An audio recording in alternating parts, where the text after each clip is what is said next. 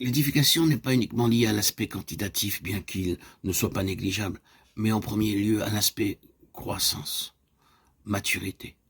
Ce qui détermine la valeur spirituelle d'une assemblée locale, c'est son degré de maturité spirituelle et la capacité que possède cette Église à travailler dans une collaboration étroite et vivante avec le Seigneur dans les cieux, étant centralement conduite par lui depuis le ciel. Nous rencontrons une telle maturité là où les croyants sont entrés effectivement en ligne avec les lois spirituelles et dans l'expérience de ce qu'elles représentent. En premier lieu, il faut poser le fondement. Selon 1 Corinthiens 3:11, ce fondement est Christ. Car personne ne peut poser un autre fondement que celui qui a été posé, à savoir Christ. La base est Christ comme étant la tête suprême. Le Saint-Esprit a comme seul but de former un peuple qui soit en union avec Christ. Et ceci signifie qu'il édifie quand, individuellement et ensemble, nous l'établissons et l'intronisons comme notre seul Seigneur, que nous lui laissons pouvoir et responsabilité de diriger et de conduire. En d'autres termes, la formation de son corps, l'Église et l'expérience corporative que Dieu désire impliquent notre absolue dépendance à l'Esprit.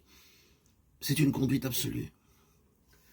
La souveraineté et l'absolue seigneurie de Christ étant assurées, nous commençons à découvrir progressivement les lois spirituelles de Christ. C'est ainsi que le caractère et la mentalité du Fils de Dieu se forment dans les croyants par la mise en pratique et l'expérience de ces lois.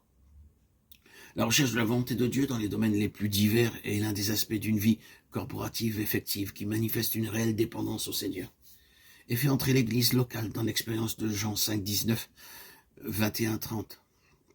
Jésus reprit la parole et leur dit « En vérité, je vous le dis, le Fils ne peut rien faire de lui-même. Il ne fait que ce qu'il voit faire au Père. Et tout ce que le Père fait, le Fils aussi le fait pareillement. Car comme le Père ressuscite les morts et donne la vie, ainsi le Fils donne la vie à qui il veut. Je ne puis rien faire de moi-même selon ce que j'entends, je juge.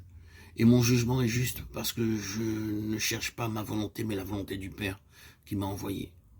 Savoir ne rien entreprendre sans instruction ni directive du Seigneur, mais s'assurer dans une recherche active par la prière de ce qu'il peut y avoir dans son plan nous concernant, afin que nous accomplissions ce qu'il révélera.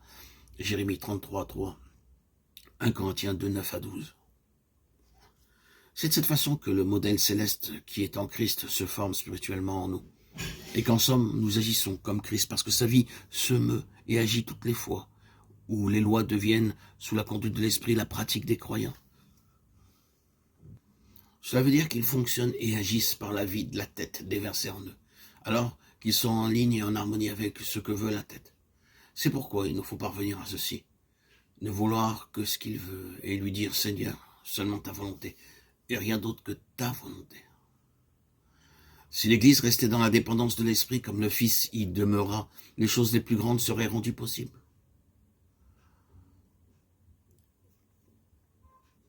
Nous ne mentionnons pas ici l'œuvre subjective de la croix, mais la souveraineté de Christ, l'expérience des lois spirituelles, impliquant une continuelle mise de côté de l'homme naturel.